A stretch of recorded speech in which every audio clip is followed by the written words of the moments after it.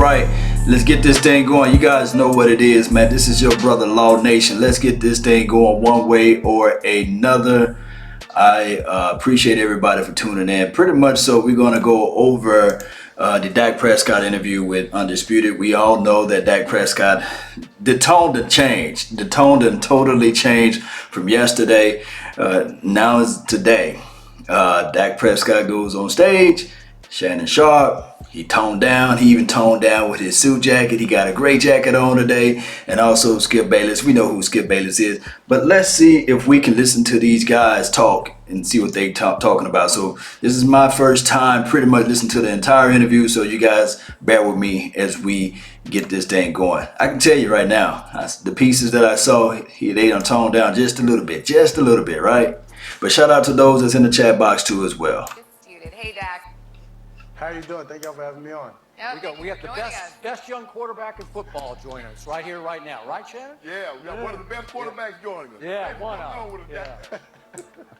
Hey, so Dak here on behalf of Ready, Raise, Rise in the fight against cancer. Can you tell us what you're doing with them? Yeah, I'm with my second team today, Bristol Myers Squibb, who I've partnered up for the second year in a row on this campaign of Ready, Raise, Rise, and it's to educate and bring awareness to the immuno-oncology research that we're doing, and which focuses on the uniqueness of each individual's cancer cells, as well as helping your immune system fight off cancer itself within the body. So it's something super special and near dear to my heart. Everyone knowing my story, what I went through with my mom. So here trying to help and bring awareness. So yes, indeed, it's a good cause, man.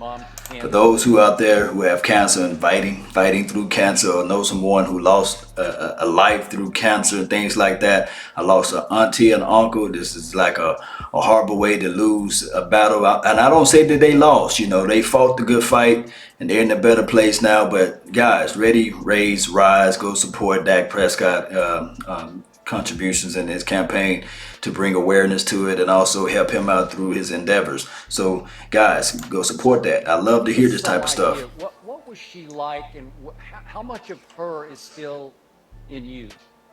Yeah, I mean, a lot. When my mom got sick, my mom, she just simply said, allow me to be your story. All greats have a story. And at that moment, I told her I didn't need a story to be great. But fast forward to where we are today, that's exactly what I'm trying to do. And that just brings me forward to saying our challenge with the Ready, Raise, Rise campaign this year is to go to readyraiserise.com, post a photo of yourself with the Ready, Raise, Rise sign, and just show us your uniqueness, how powerful you are, dealing with cancer, knowing someone that's dealing with cancer, or just being healthy, so we can raise money. With 100 submissions, Bristol Myers Squibb has promised to donate $250,000. So I'm sure we can get to 100 by the time we finish with this show. Yes, let's make the donation, baby. So, Dak, let's change gears. Let's talk some football. You probably heard that my partner across the table, the Hall of Famer Shannon Sharp, says that Carson Wentz is clearly better than Dak Prescott. I say it's obvious that Dak Prescott is better than Carson Wentz, and you say what to that? I'm going to let y'all continue to be great on TV. Smart move, bruh. I have no opinion. I know how good I can be and how good I'm going to be. All right, let's try this. Wise. I gave you some breaks for last year because you got some bad breaks you could not control. I gave you as a quarterback a B for the year. My partner across the table gave you an F for the year. What would you give yourself for last year's performance? What letter grade? Yeah, I'd probably say C. I mean, it was average as could be. I mean, it's got to be better than that. It's got to be. I have higher expectations for myself. The Cowboys have higher expectations for myself and for our team and for our organization. So to finish the year off 9-7, I mean, a lot of teams, a lot of organizations count that as a win, but it's not in Dallas. So I mean, we've got a ways to go, but we've made some things work, and we're heading to this off season and getting ready for camp, feeling good about ourselves. Man, I want to say this before Shannon Sharp say anything. For Dak Prescott to own up and say, hey, guys, I give myself a C. I'm average at best all last year. It wasn't the best season. I do know that 9-7 and for most teams is good. It's a good record. Don't you know, guys, right now, if the Browns went 9-7, they would have been having a parade. But for him to say that, man, it speaks volumes of leadership. It speaks volumes of his character. And I'm telling you, this guy, This guy just have a leadership mentality. And shout out to the dress code too as well. Look at that. Look at that white. Look at that white shirt up under there. Not a full collar, half collar shirt. That's player. That's nice. And also, I don't know if that's like a plum, but it's like a nice dark color. I know that's a European cut jacket. So that look cool, guys. Like, the boy got some swag, man. Take some notes, Shannon. Take some notes. Stephen Jones says this Cowboys offense needs to be more Dak friendly. What does a Dak friendly offense mean? Yeah, tell him. Yeah, I'm not sure exactly what he means there, but it just has to be more balanced all the way around. Balance. I know we've got a great back in Ezekiel Elliott. We've got a lot of different guys that'll be playing at receiver with the departure of Dez and Jason. It's a lot of guys that you don't necessarily know about. So, I mean, I think you can just expect the ball to be spread around everywhere. I mean, Spread it around. When I have 8 different guys with catches or something in that area, and then Zeke dominating on the run game, and us just open it up and not knowing what to expect from our offense. So do you enjoy the called runs? Do you enjoy running the zone read occasionally? And would you like to do more of that in a Dak-friendly offense? Well, the zone reads, I mean, you have to take what the defense gives you. And that's if the defensive end is biting down, then of course I'm fine with pulling the ball because, I mean, that's the right play, that's the right read there. So whether it's called more or not, I'm all up for whatever we have to do to win, to get first downs. Do you enjoy running the football? I do. I rather pass it and let those other guys go do the job, but I do. Hey, let me just break this down too as well. When he's talking about zone reading, taking what the opposition give you, you're going to have one free read, well, especially when you're doing a lot of play action plays. This is what Dak Prescott is saying. Pretty much so with the balanced offense. I'm not trying to cast aspersions upon Dez Bryant or Julio Jones or Antonio Brown. Those guys, we all know that they mega superstars, you know. But now with a younger quarterback like Dak Prescott, what he's saying is that now I got the full keys, and trust me, there's no excuses for this year. But what he's saying is that now I can go through my progressions, and in this zone read too as well, I'm going to pass the ball to what the actual offense dictate. You know, I'm not going to try to force anything. Not saying that he was forcing the ball to Dez Bryant, but what he's saying is that if Cole Beasley open, I'm going to give him the ball. If Allen Hurns is open on for that slant, I'm going to give him the ball. It's just the natural flow of things. But remember, guys, all we want Dak Prescott to do is drive the bus. This offense is going to be run through this offensive line and Ezekiel Elliott. Ezekiel Elliott is the engine of this whole entire bus. So let's get this thing going. And also, you know, the defense is the armor. And we got a lot of good things to talk about, man. But let's listen to some more what Dak Prescott got to say. Enjoy running the ball. Dak, I want to ask you this. Why weren't you and Dez able to have a better rapport? I know you threw the ball to him in practice. I knew you probably worked with him after practice. Why in game did it not correlate to better numbers between you and him? Yeah, I mean, I'm not exactly sure. I can't necessarily wrap my finger around that, or would have been able to fix it for the most part. So not real sure. I mean, as you said, we spent time. We worked in practice. We worked outside of practice. We put in the extra time, and I mean, but who knows? Who knows? So which of those two will you miss the most between Dez and Witten? Oh, that's hard. I mean, both of those guys are great players, and both of those guys did a lot for our organization, having a lot of success. Neither of those guys, I'll say this, can be replaced. You have guys that come in and have to do their job, and maybe they can be replaced by a committee, but going into this offseason after we lost those guys, we didn't say we needed to get this person or that person to replace Dez or replace Jason. So we've got some guys, we've got some young guys that will come in and fill the void. And are you surprised Dez doesn't have a job yet? I'm not surprised. I mean, it's just the simple fact of who knows what these contract talks are about. I mean, everybody knows he turned down the one deal. We know that. I haven't been in the contract negotiation situation yet, so I don't necessarily know the ins and outs and how that works, but I'm sure he's just waiting for the right fit, the right money, and everything to work out for him. But I know him. Look, man, this guy, man, is like a politician. He's so PC in this matter. And I know Dak Prescott. You guys saw the all or nothing. The boy, he turns it on when he's playing the actual football game.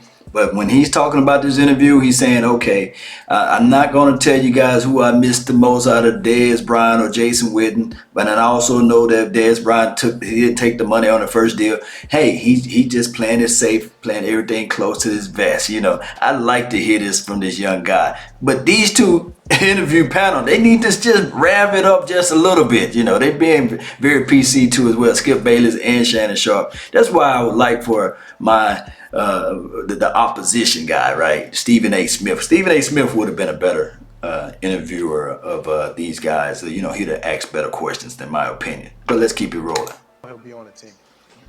Skip and I debated this. You said the Cowboys are going to surprise some people in 2018. I was taken aback by that because you are the Cowboys, the most recognizable sports franchise in all the world, and you don't get to surprise people. What did you mean by you're going to surprise some people? You're going to surprise some people with the win-loss record or how good Dak Prescott's going to be? Yeah, I mean, I agree with you. When you play for the Dallas Cowboys, it's not necessarily like you're surprising people, but what I meant is people have certain expectations for us. So PC. going into this year, we know how good we can be. We know the players that we have on this team. So when I say surprise, I think what I mean is their expectations will change, hopefully throughout the season. But yeah, Dak, and again, I'm speaking as a very long-time Dallas Cowboy fan, a fan of yours. Just 1 year ago today, you guys were a Super Bowl contender. You were arguably the favorite to win the NFC East, if not the NFC. And it's sort of come full circle to an okay draft and sort of not many moves in free agency. And I think we would all have to agree you're not quite the team you were a year ago. Is that fair to say? On paper, I'm sure. There you go. Say that. As you said, a year ago, we were coming off of a great season, a 13-3 record, and a great season, as you said. So I mean, but going to the Super Bowl champions this year. A year ago, I don't know if you said they're in that position. So on paper, yeah, we're a different team. But as I said, we know where we want to go, and we know what we got to do to get there. We like where we're at. You know, because you guys were in the same draft, you play in the same division. The comparisons between you and Carson Wentz are never going to cease until both of you guys are out of the league. Do you watch him? Do you watch what he does? Or are you comparing like, man, he had a game, I need to go out and have a good game? Before he say a word, let me tell you something about comparison. I go back and I say this, and I go to my grave when I say this. Dak Prescott was the fourth round draft pick, the second pick out of the fourth round in that particular draft. Carson Wentz was pretty much a sure first rounder draft pick. You know, second overall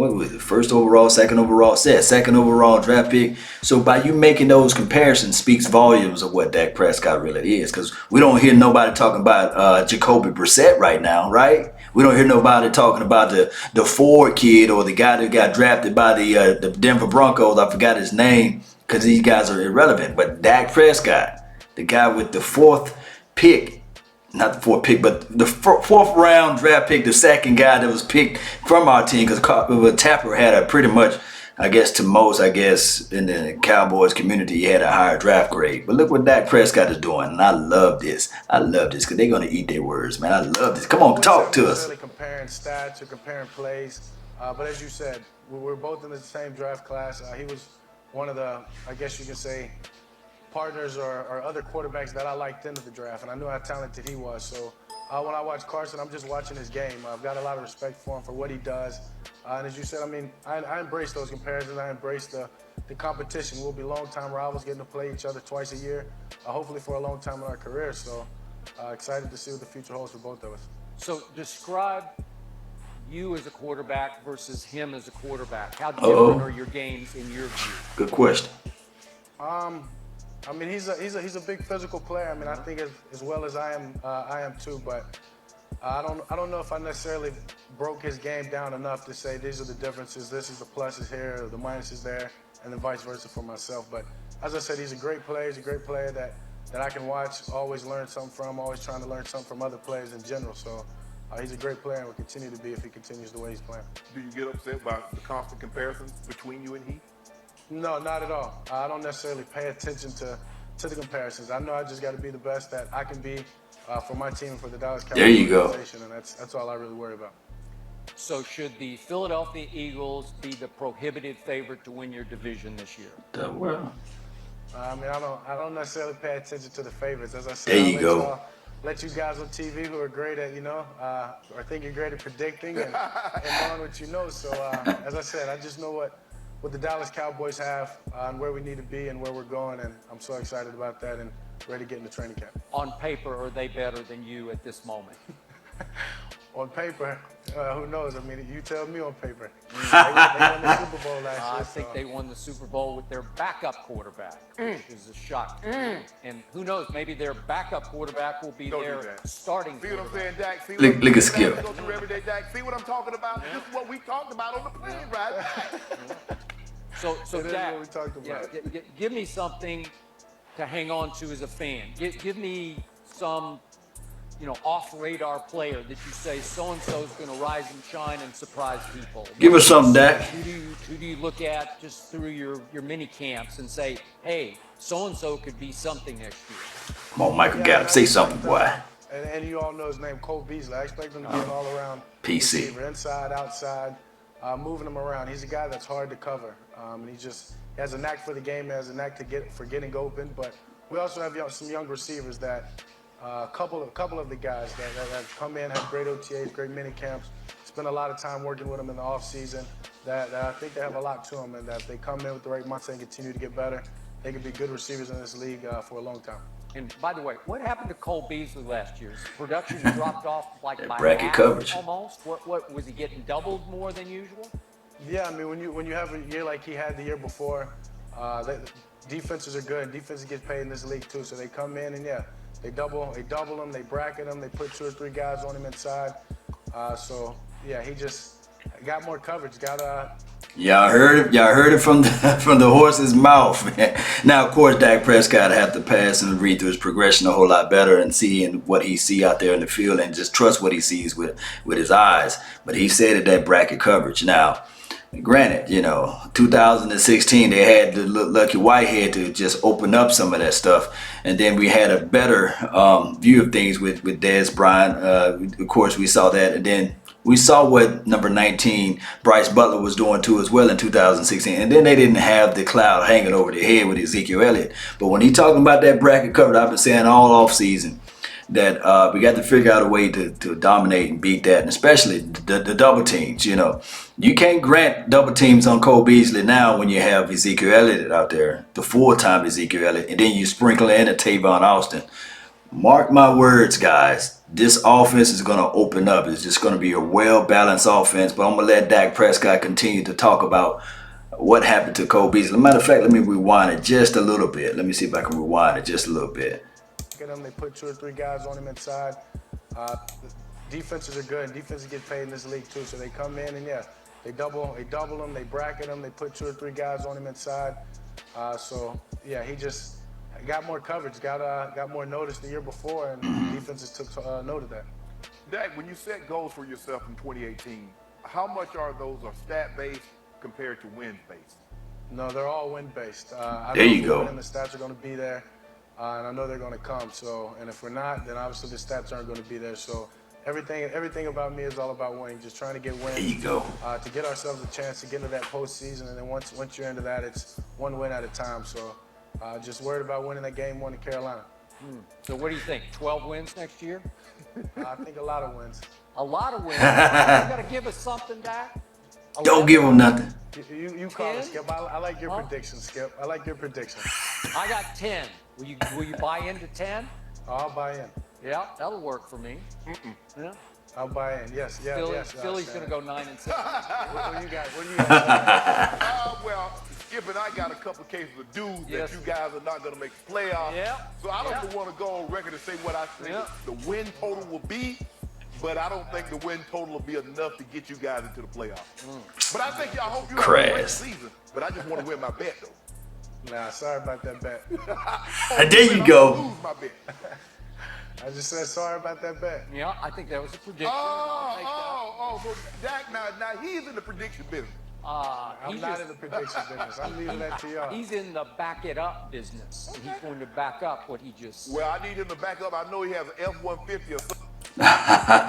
That's good stuff, man. It's good stuff, man, by Dak Prescott and the guys, man. Hey, this is what I love. This is my instant reaction about this whole interview. For one, we know that Dak Prescott's sharp. He's not going to let nobody twist his words live on TV like that. So he's able to just be poised, cool, calm, and collected. I love the way he handled himself. And hey, he handled himself like a true leader, a gentleman out there too as well. He didn't take the bait. Now, I can't say that they probably tomorrow they might twist up some of his stuff, but I like the way he came up and said, hey, on paper, that's on paper, And then when they try to say, well, they try to switch it around and say, well, on paper, who's the better team? And then he'll say, hey, I want you to further explain that. That's what you guys do great at. So, and he used his words very wisely. He said he called Ezekiel Elliott a great running back. He didn't say Ezekiel Elliott was just a good running back or a decent running back. And then he did call out, this is the thing. When you can do self-evaluations of yourself, you know what I mean? It's like doing inventory of yourself. He gave himself a C. Some people that's kind of like misogynistic or chauvinistic too as well, they would say, well, it was everybody's fault but me. I grade myself a B plus or an A. It's always that one is willing to work on their craft. I always say there's nothing in life is perfect, right? It's always you practice to better yourself in the sense of improving yourself. They say practice make perfect. No, practice just make improvement. So I love this, man. I love this. I'm gonna do a quick Q&A, and then what I'm gonna do is I'm gonna close out everything, and then we're gonna start this screen back up, and we're gonna talk about the interview with Colin Cowherd. Right? You guys down for that? So let me do a quick Q&A. Give you guys thoughts, and we're gonna also give the shout out to the person who was the first person in the chat box. Shout out to you, Nathan. First, second, and third place. You know what I mean? He just whooped everybody tail with that notification squad. Shout out to you, Nathan. Nathan, I think you say your name Leopard or Pard, a Lipode. I can't say your last name, Nathan. But shout out to those. Let me see what we got in the chat box, man. Who is this? Gonzalez. Dak equals the truth. Dak is the truth. Yes. Mark. Your mom sucks. This is DJ Cobbs, man. Hey, I don't know what battle you got going on with Mark, but hey, this is from Trey. Was it Trey F. Kennedy? What's up, man? He said bet. I guess put the do up there. You know what I mean? James, what's going on? Oh man, I want to see Prescott interview with them. Yeah, I'm going to do that interview too as well. Just rewind if you guys are just tuning in. Stay prime time. What's up, Zeke for MVP? Yeah, I got him down for MVP. Ezekiel Elliott will have. I posted a clip in one of my deals, I think on Facebook or Instagram. It said Ezekiel Elliott getting 15 plus touchdowns this year. Just think about that. Soak that in. And then shout out to my guy the other day. He said 55 receptions for Ezekiel Elliott. It's going to be some nice numbers.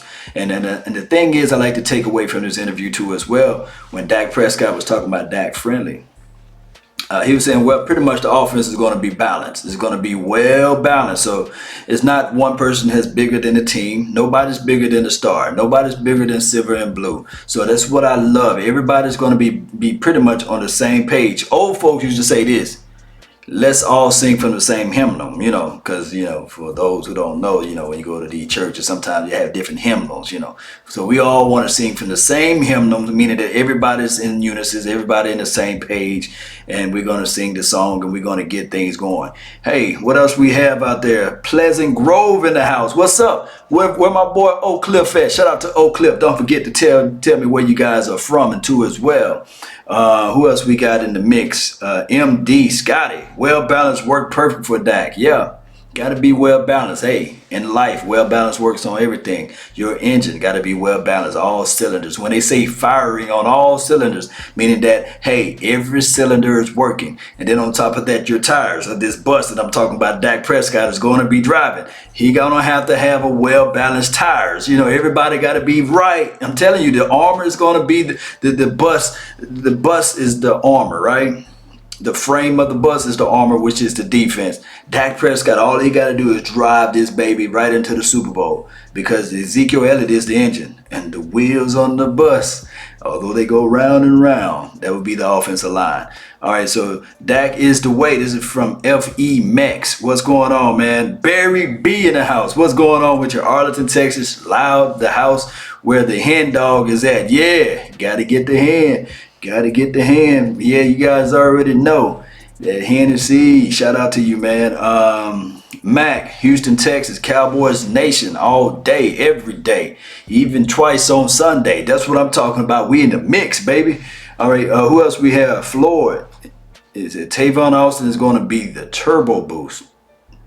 I like that. You know, get the nitro. And see, the thing is, you don't want to overshoot the nitro, right? You want to use it every now and then. And that's what we're going to use with Tavon Austin.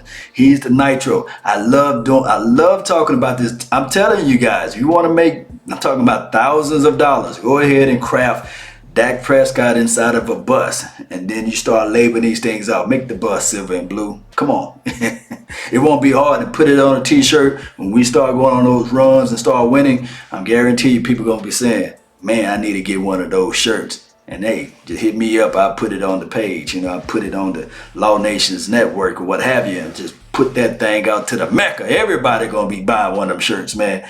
Dak Prescott driving us all the way to the Super Bowl with Ezekiel Elliott. Man, I'm telling you, this year is going to be live like 95. What's up, man? Trey, what's up, man? You said he's from, was it Suffolk, VA? My East Coast, my East Side Cowboys all day live in the flesh. What's up? Who else we got? Josh Carroll. What's going on? What's up, bro? Coming out of the Waco, Texas. That's what I'm talking about. My brother in the home skillet, Texas. That's what I'm talking about. Burning everything up. Waco. Columbia, we got Columbia. That's from Q.